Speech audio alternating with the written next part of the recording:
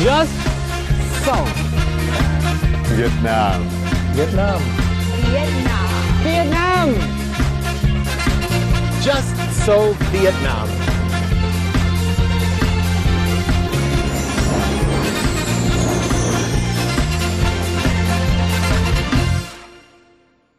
Hello and welcome to Just So Vietnam, a Vietnam travel guide and a guide to the way of life here. In the next 10 minutes we're going to explore modern-day Vietnam through the eyes of expats who call it home. Here's the headlines for today's show. Meet Sam in his segment of Just Ask with some tips for you when about Vietnamese wordplay. And then, in our segment of Just Try, let's join Jerry Flynn to taste one of the weirdest foods in Bac Cang Northern Province. And last but not least, a useful tip about motorbike rental for solo travelers in Vietnam will end our show. I'm sure you'd have a lot of questions about Vietnam. We'll bring you Mr. Questioning Sam Patterson. Just ask him any question about travel and life here in Vietnam.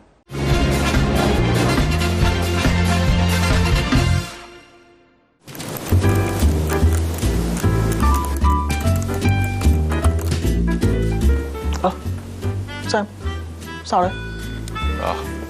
Mùi bị bạn gái dần rồi. À, tưởng gì, chuyện thường ngày ở huyện mà.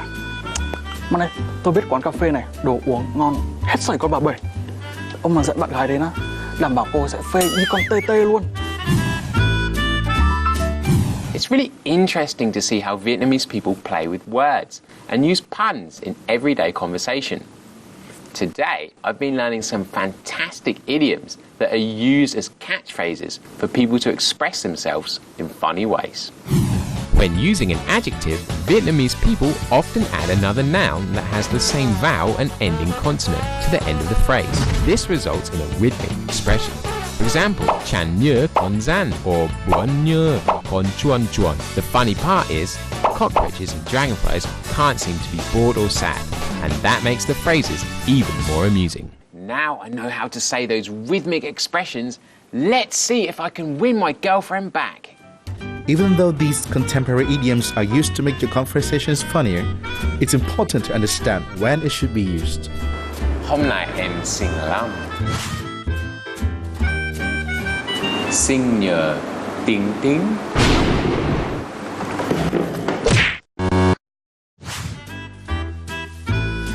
Xinh nhờ minh tiếng.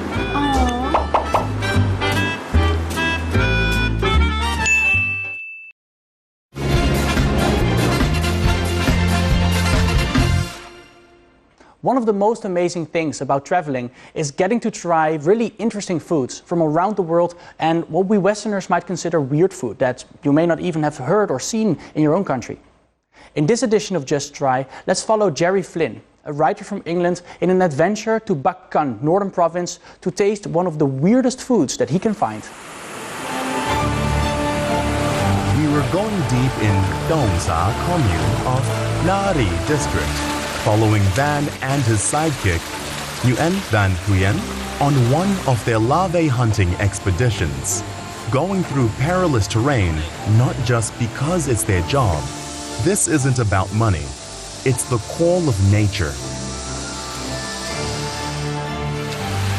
We wade further upstream, slipping about like figure skaters on a racetrack, but Van and Huyen have the skills of mountain goats, as they constantly climbed with small sticks in their hands.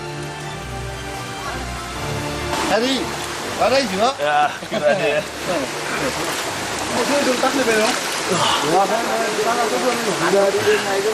I'm 26 and this is ridiculously hard for me. These guys, I don't know how old they are, but they are machines. This is ridiculous. It looks frustrating. Maybe I'm not the type of person for an expedition like this. And larva hunting? Whoa, it must really be very challenging. Let's see what they're doing over there.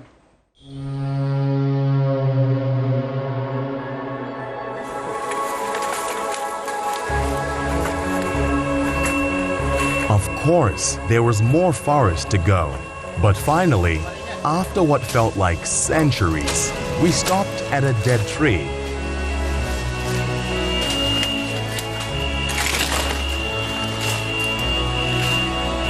Đây là cây của vườn nhà thôi. Vì vậy là các gia đình được quản lý và tự trồng tự quản lý. Và cái cây này ấy thì nó mọc nó lớn rất nhanh, bà con cũng trồng rất dễ. Vì vậy là cũng mang lại cái nguồn thu nhập cải thiện đời sống cho bà con, góp cho bà con một tí đấy. It wasn't a convenient place to stop. It was slanted down close to 90 degrees, but according to Huyen, it was a natural hotspot for larvae. Having learned from personal experience how to know if there are larvae inside the tree trunk or not, Huyen put his ear close to the trunk to hear. If he hears the rustle in the trunk, that means the bugs are eating inside. Đây là cây này là có cũng tương đối rồi. Cẩn thận mắt nó nhanh nhá. Bắn rất ác đấy.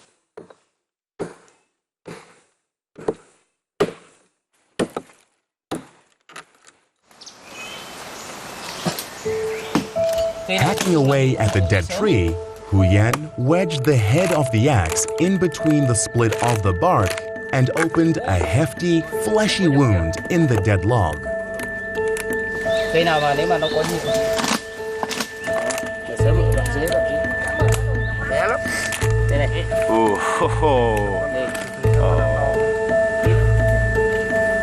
Tiến lên trên đây lên những cái con lớn này. Cây này là nó vừa mới vào. I wonder if these things can bite. Oh, they have got little teeth, haven't they? That's disgusting. Nó sẽ ăn khi nào ăn mà ăn hết cảm thấy là xung quanh này là nó thành bột hết. Là mỗi một cây là nó sẽ được vài cân. Thực ra là nó ăn là rất nhiều nhộng thì nó phải ăn như này.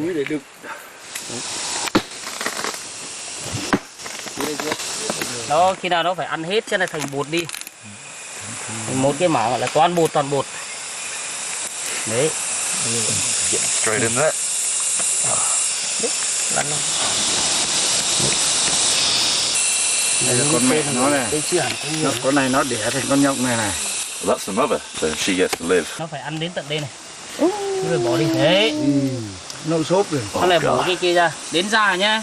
Nó chuẩn bị là thành con già nhá. Đấy. Đưa ra.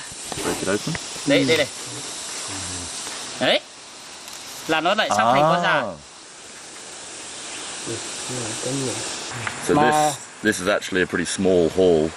They would ordinarily get a lot more of these delightful little fellas out of a tree, but this one is just a small one. So how old are these ones? Con đòn nhỏ này thì nó rơi khoảng độ tầm 2-3 ngày. Con to này là bây giờ được khoảng độ tầm 10-15 ngày. I've seen many travel bloggers eating coconut worm larvae or doong zua before, but I've myself never tasted them.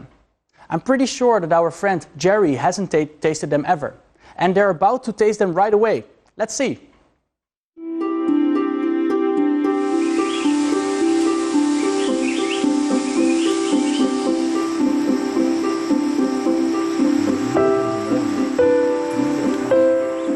While Van was busy instructing Jerry on how to skewer these hulking, yellow worms, they feel like soft, cooked pasta shells.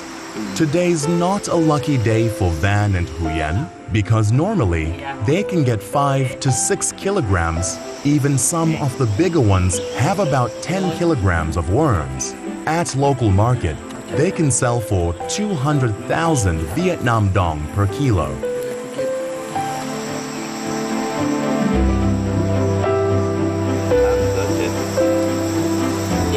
The whole thing? Yeah. Cool. Nào, ngon không? It's actually really good. Nó có mùi, nó rất thơm. Nhẹ. Crispy. Quá.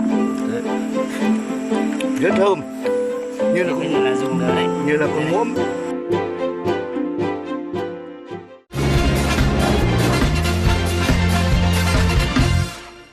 And now I want to share these simple but effective Vietnamese travel tips with you in this segment of Just Go. Hope that you too can dive right into the deep end and experience what this incredible country has to offer. Traveling in Vietnam, tourists can choose different types of transportation to go around. One of the most popular transportation that you see on the streets is motorbike. It is also common for travelers to rent their own bikes, as it is a great opportunity for you to discover Vietnam on your own. Here are some tips you should know before renting a motorbike. Places that rent bikes to foreigners are more likely to be located in tourist areas. For example, Pham Ngu Lao area in Ho Chi Minh or the Old Quarter in Hanoi. Prices for motorbike rental will be around $6 to $13 per day. You will need to fill out a form to answer some personal information and to leave your passport or ID card as a deposit. Do not forget to get the contact details of the rental place in case something happens with your bike. Most places will have a selection of manual shift and automatic shift motorbikes for you to choose. You must check the bike before leaving. Tires, brakes, gear stick and horn should be in good condition. Also check if all lights and indicators can be turned off and on. If possible, you should take a quick test ride around the block. And last but not least, do not forget to wear a helmet and comply with the traffic regulations. Have a safe trip! And with that, we already come to the end of this episode. Now, if you like this program, then be sure to leave your comments on our fan page, VTV World, or to subscribe to our YouTube channel. I am Martijn on Just So Vietnam!